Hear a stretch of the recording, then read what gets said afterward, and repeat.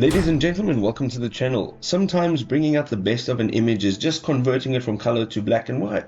So today I'm going to show you how to do so in Adobe Illustrator. It's quick and easy, so let's climb straight in.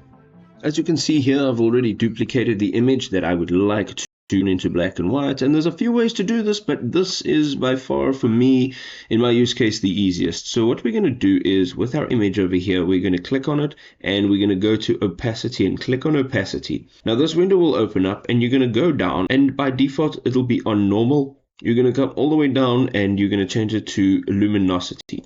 Once you've done so, you're going to go over to the left hand side and you are going to select a shape. Alright, so let's select the rectangle, and we're going to draw a rectangle over this image. Now you can make it exactly the same size, or you can make it a little bit larger and resize it later.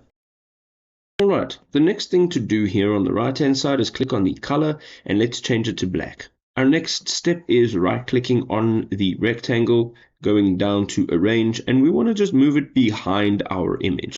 Alright, so let's say send backwards.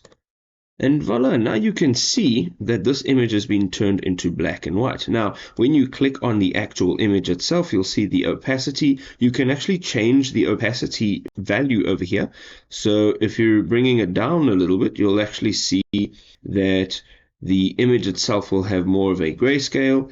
And if you are selecting your rectangle, if you go into layers and you look for your rectangle, go back to properties, and you change the opacity of your rectangle, you will be able to see some of the color coming through on your image.